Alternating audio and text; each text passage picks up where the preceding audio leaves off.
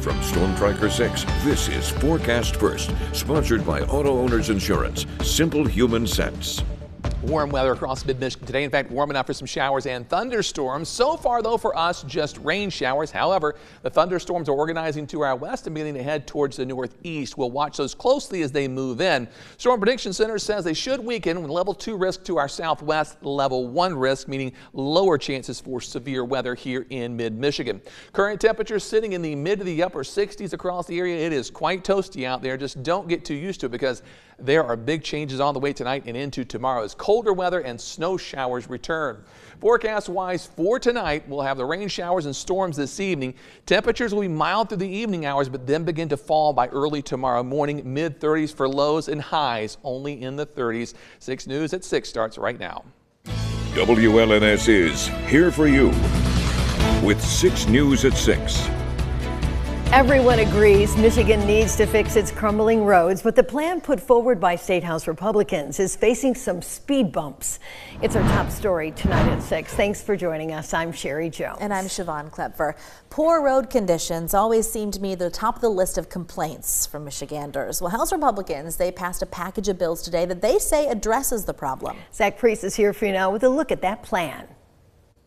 Sherry, Siobhan, we've all driven 5 miles an hour down a road filled with massive potholes. Not fun, right? Well, House Republicans say they have a fix.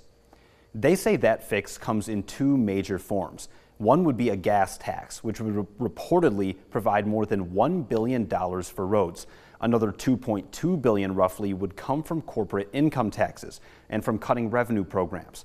House Majority Leader Matt Hall says the funding will be used on smaller county and municipal roads as opposed to highways. Right now, fuel taxes benefit schools and local governments, and Democrats are concerned these bills would cut funding to those important recipients. But Republicans say funding will come from other sources to make up for the loss in revenue from fuel taxes. There's going to be other things we do in the future to put more money into roads, but we need to dedicate it off the top because what's happening now is it's going into a discretionary pool and it's competing with new government programs, it's competing with all kinds of things, universities. And it's also important to note that this package of bills would still need to pass the Senate, which is unlikely given that the Senate is a Democrat majority. One plan by the Democrats would raise taxes on marijuana shops to help cover the road costs, a so-called pot for potholes plan. Back to you. Thank you, Zach. 2 different state Senate committees held hearings today examining concerns about the Department of Government Efficiency and its controversial activities in the federal government. Now, the first was a hearing of the State Senate Oversight Committee taking a look at data security. As part of its efforts to cut federal spending, the department has been given broad access to data from other departments, including information about individual Americans.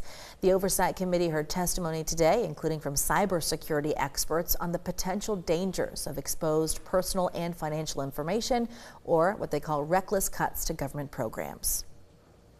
Problems can escalate pretty quickly if people are not able to make time-critical payments. And it's not just an issue for the individuals themselves.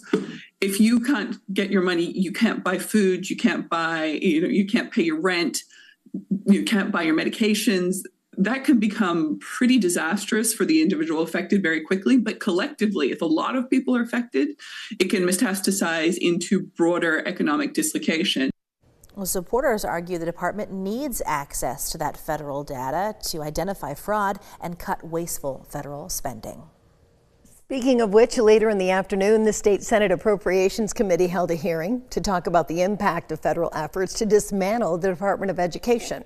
Attorney General Dana Nessel and State Superintendent Michael Rice testified for state senators about how this would impact schools and students in Michigan.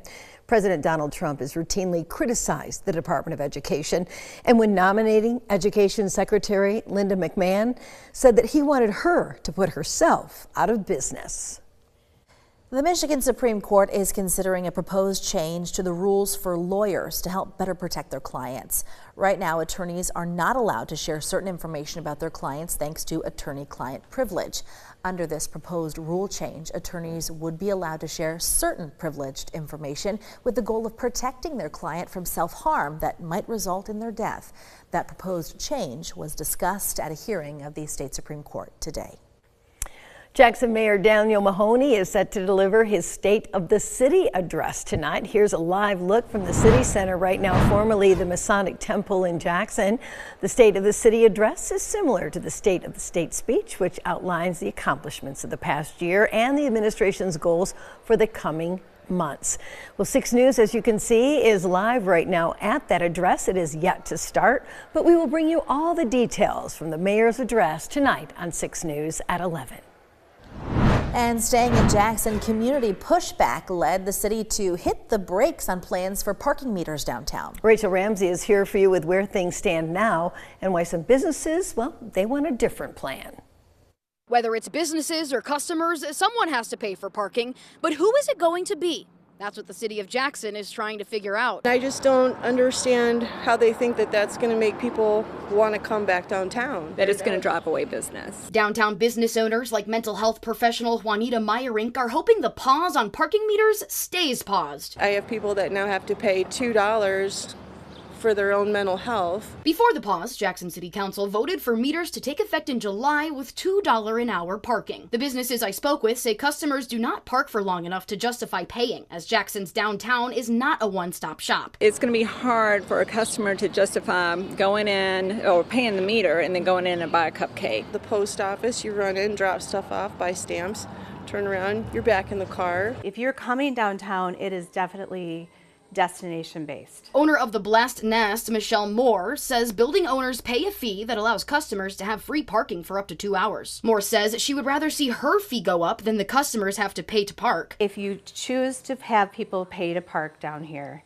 they're not going to want to do that and they will go elsewhere. Ultimately, though, Moore feels a new system would be best, something that doesn't involve meters and reassesses current protocol and parking enforcement. A spokesperson for the city says City Council wants everyone to be comfortable with the plan before moving forward. We don't want to deter anyone from coming downtown and being a part of what we're doing here. So really, it's just moving forward from here. We know what people do not want, so it's just about finding the right solutions moving forward. There is a city council meeting next week where more conversations surrounding downtown parking are expected to happen. Here for you in Jackson, Rachel Ramsey, 6 News. From Storm Tracker 6, this is Weather First, sponsored by Auto Owners Insurance. Simple human sense. We're getting some much needed rainfall out there this evening. That's good news. The bad news, of course, is that a couple of those storms could be on the stronger side. Our severe weather risks for tonight: tornado threat is low, so is flooding. Hail and wind are elevated, certainly not high, but we'll have to keep an eye on that for the evening hours. I think wind probably is my biggest concern here in mid-Michigan. So again, storm time will be anywhere from now through around 11 o'clock tonight. Here's a look at the Doppler radar. You can see some showers out there across mid-Michigan, some showers and storms over Lake Michigan. Let's switch over to the other weather computer, guys. That is the wrong weather system.